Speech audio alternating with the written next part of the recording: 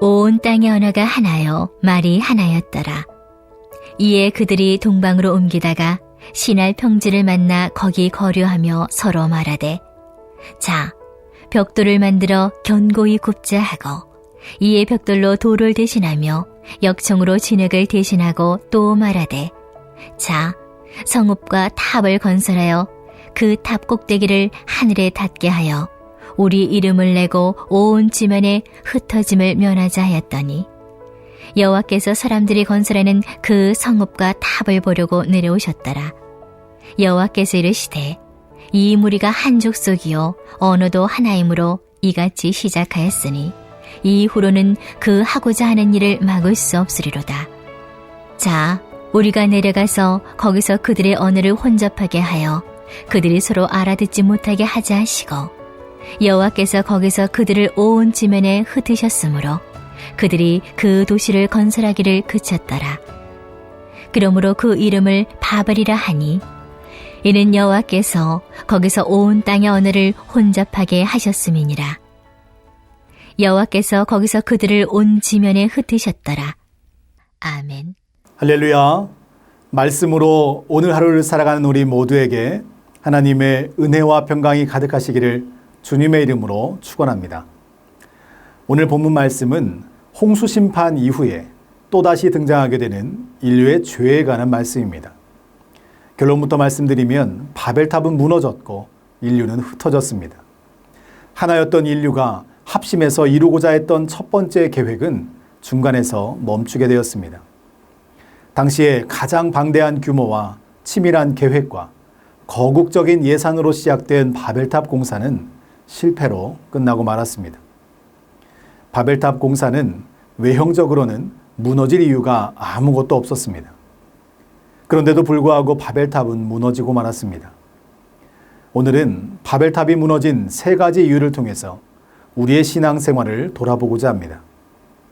바라기는 오늘 말씀을 통해 내 안에 세워져 가고 있는 바벨탑이 무너지고 다시금 하나님 중심으로 말씀 중심으로 바로 서게 되는 은혜의 시간 되시기를 축복합니다. 첫째로 바벨탑이 무너진 이유는 시작이 잘못되었기 때문입니다. 3절에서 4절 상반절 말씀입니다.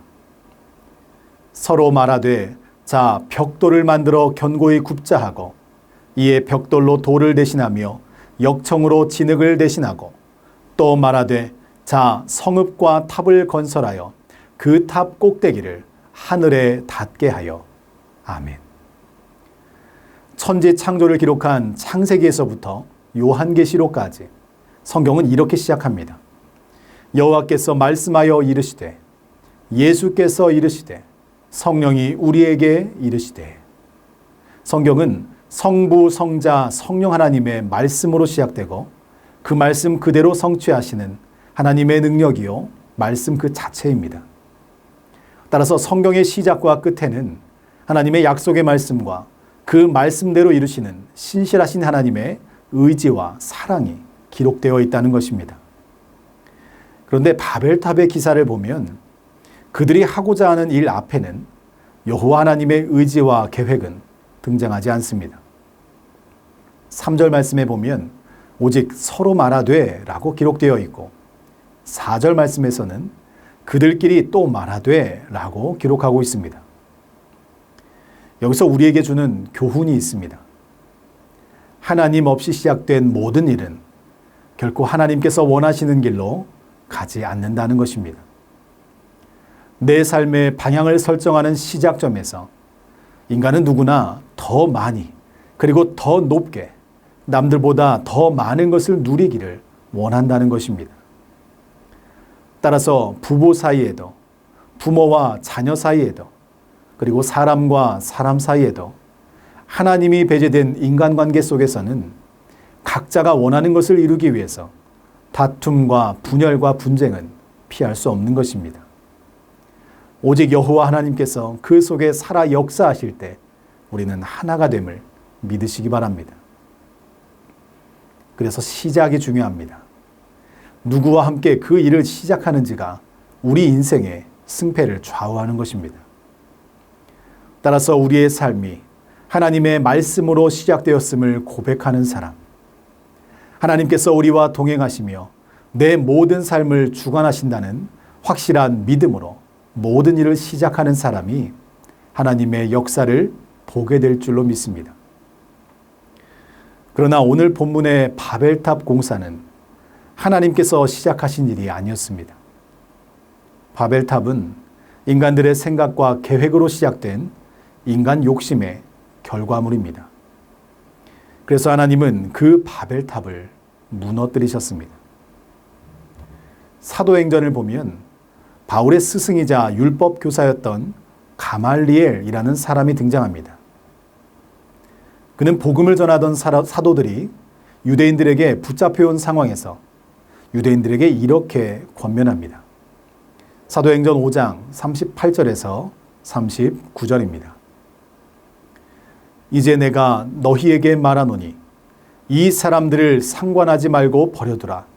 이 사상과 이 소행이 사람으로부터 났으면 무너질 것이요 만일 하나님께로부터 났으면 너희가 그들을 무너뜨릴 수 없겠고 도리어 하나님을 대적하는 자가 될까 하노라 하니.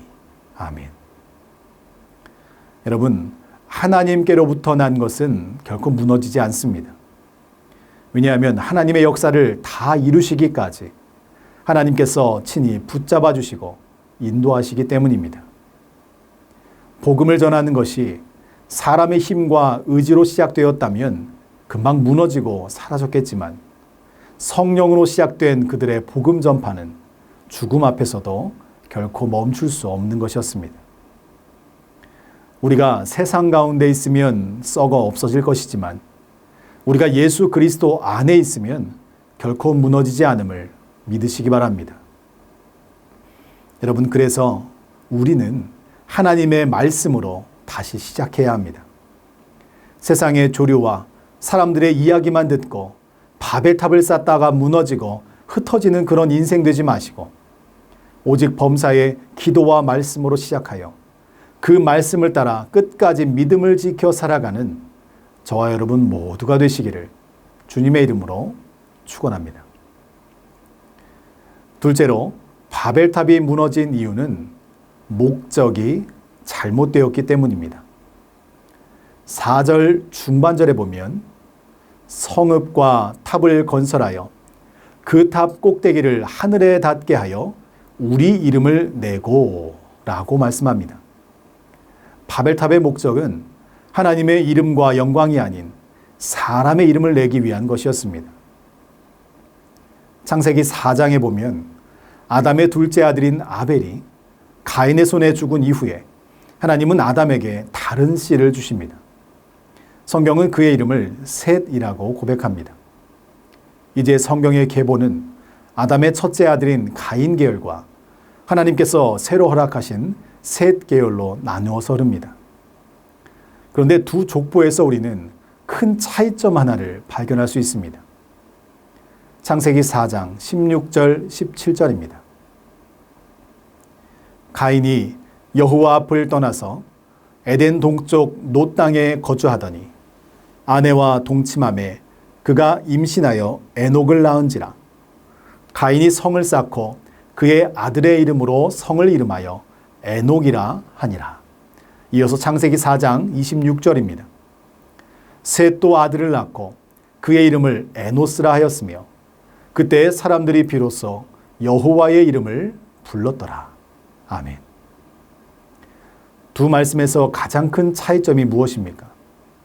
그것은 그들이 누구를 높이며 살아가고 있는가라는 것입니다. 가인은 자신이 쌓은 성과 자신의 아들인 에녹의 이름을 높였습니다. 그러나 셋은 에노스를 낳고 사람들로 하여금 여호와 하나님의 이름을 높이도록 했습니다. 높아지는 데 목적을 두고 스스로 그 이름을 높이는 자는 하나님 앞에서는 낮아질 것입니다. 그러나 겸손하게 여호와 하나님의 이름만을 높이는 자는 하나님께서 세상 가운데서 붙드시고 그 이름을 높여주심을 믿습니다. 내 이름을 남기려고 하지 말고 오직 예수 그리스도의 이름만 이곳에 가득하기를 소망합니다. 내가 남긴 업적을 자랑하지 말고 나를 통해 이루시는 여호와 하나님의 역사를 기대하고 하나님만 자랑하시기 바랍니다. 솔로몬은 잠언 22장 4절 말씀에서 이렇게 고백합니다. 겸손과 여호와를 경외함의 보상은 재물과 영광과 생명이니라. 아멘. 겸손하게 여호와 하나님을 경외하는 자에게 생명이 있습니다. 그러나 우리는 재물과 영광과 생명을 얻기 위해서 하나님을 따르는 삶이 아니라는 것을 명심해야 합니다.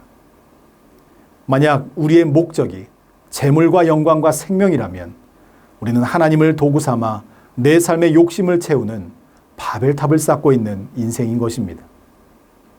솔로몬은 오직 하나님 앞에서 낮아지고 하나님만 사랑하고 하나님만 경외하는 삶을 살아가라고 이야기합니다. 내 삶의 목적을 나의 영광에 두지 말고 나는 낮추고 오직 여호와 하나님의 영광을 드러내는 복된 인생이 될 것을 우리에게 요구하고 있는 것입니다. 그러므로 우리 모두는 자기 영광이라는 무서운 교만을 조심해야 합니다. 바벨탑은 이 교만이라는 잘못된 목적 때문에 무너지고 말았습니다. 호랑이는 죽어서 가죽을 남기고 사람은 죽어서 이름을 남긴다는 말이 있습니다. 맞는 말입니다. 그러나 이름을 남긴 위인들의 이야기를 돌아보면 그들이 왜 위인이 되었는가를 알 수 있습니다. 그들은 자신을 버리고 나라를 위해 목숨을 바쳤기 때문입니다. 나의 영광을 버리고 나라와 민족과 백성을 위해 자신의 인생을 걸었기 때문입니다.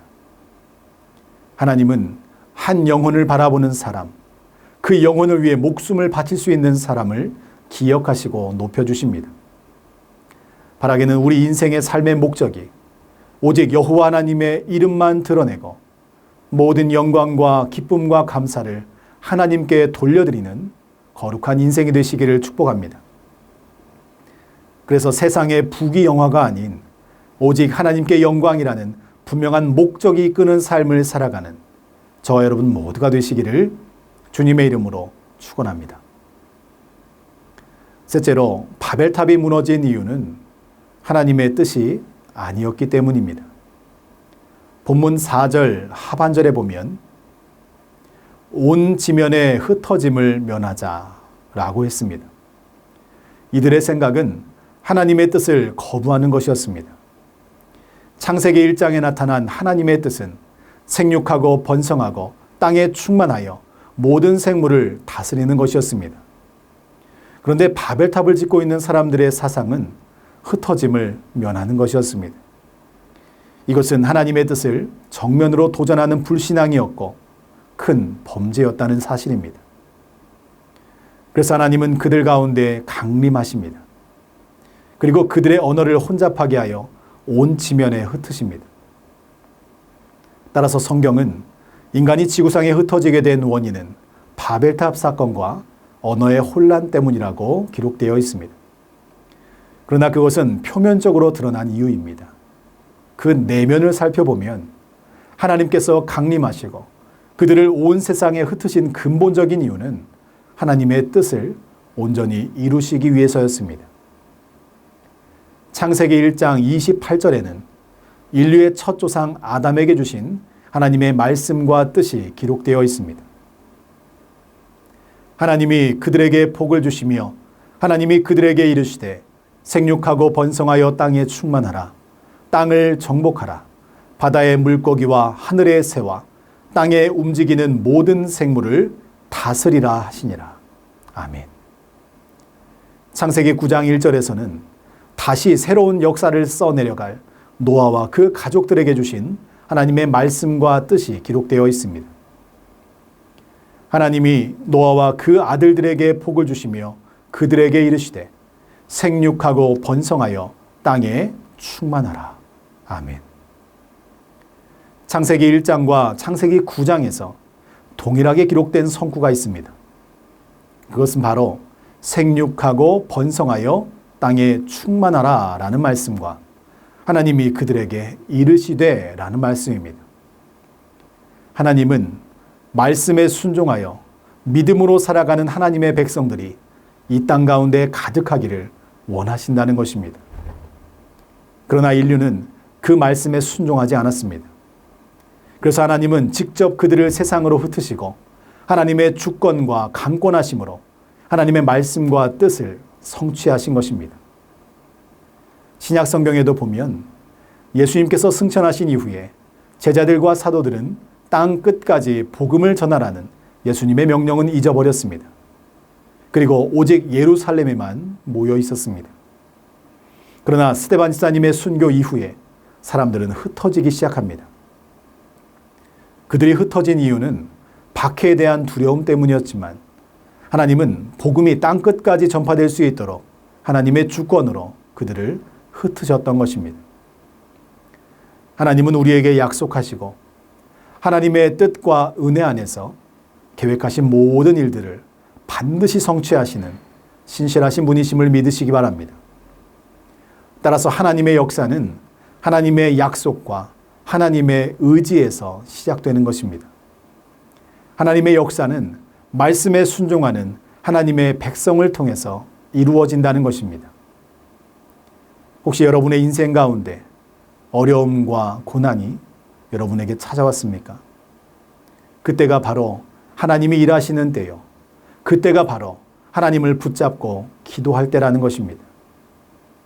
우리가 해야 할 일은 내가 가진 능력과 부와 권세를 자랑하는 바벨탑을 쌓는 것이 아닙니다. 천지를 창조하시고 지금도 살아 역사하시는 여호와 하나님의 말씀을 붙잡는 인생이 되어야 한다는 것입니다. 그래서 우리는 바벨탑 사건 이후에 성경이 우리에게 무엇을 말씀하시는가를 주시해야 합니다. 하나님은 하나님의 전적인 주권으로 흩어진 수많은 인류 가운데 한 사람 아브라함을 택하시고 부르십니다. 그리고 하나님의 새로운 역사를 써내려 가십니다. 성경은 창세기 12장 1절 말씀을 통해서 이렇게 말씀합니다. 여호와께서 아브라함에게 이르시되 너는 너의 고향과 친척과 아버지의 집을 떠나 내가 네게 보여줄 땅으로 가라. 아멘. 여러분, 이 말씀이 왜 중요합니까?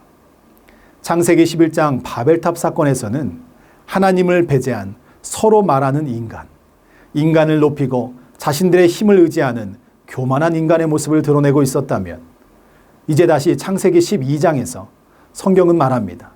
하나님의 말씀과 뜻을 따라 살아가는 믿음의 한 사람을 택하여 부르신다는 것입니다. 그가 바로 순종의 사람, 믿음의 사람 아브라함이었습니다. 동일하게 하나님은 우리 한 사람 한 사람에게 말씀하십니다. 여호와께서 김재용에게 이르시되 할렐루야. 하나님 아버지께서 세상의 먼지와 같은 나를 부르시고 말씀으로 인도하실 때 우리는 하나님의 뜻을 깨달을 수 있는 것입니다. 하나님께서 말씀하신 곳으로 가고 하나님의 말씀이 있는 곳에 멈추어 살아간다는 것이 믿는 자에게 주시는 하나님의 선물이라는 것입니다. 그래서 우리가 하나님의 말씀을 듣고 예수 그리스도 안에서 살아간다는 것이 하나님의 놀라운 은혜와 축복임을 믿으시기 바랍니다. 하나님은 창세기 11장의 바벨탑 사건 이후에 창세기 12장에서 하나님의 역사를 새로 쓰셨습니다. 사랑하는 전주 안디옥교회 성도 여러분, 하나님의 역사하심을 기대하십니까? 그렇다면 먼저 우리의 바벨탑이 무너져야 합니다. 산산이 부서져야 합니다. 흔적조차 없도록 지워져야 합니다. 그래야 하나님께서 새 일을 시작할 수 있는 것입니다. 하나님의 계획은 우리가 측량할 수 없습니다. 그분이 하시는 역사는 진실로 오묘합니다.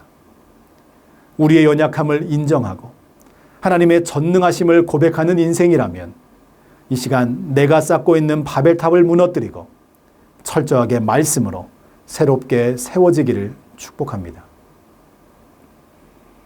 내 마음속에 그리고 우리 가정과 우리 교회 안에는 바벨탑은 없는가 살펴보시기 바랍니다. 하나님 중심, 말씀 중심, 예배 중심을 외치는 지금 이 순간에도 모든 것이 나의 삶에만 초점이 맞춰져 있지는 않은지 우리는 돌아보아야 합니다. 만약에 내 마음속에 바벨탑이 쌓아지고 있다면 이 시간 주 예수 그리스도의 이름으로 산산이 부서지는 역사가 있기를 축원합니다. 교만과 시기와 거짓과 탐욕과 정욕이 원망과 불평과 불만과 나태와 게으름의 바벨탑이 이 시간 산산이 부서지기를 축복합니다. 그래서 사도 바울이 고백했던 갈라디아서 2장 20절 말씀이 우리의 고백과 삶이 되어야 합니다.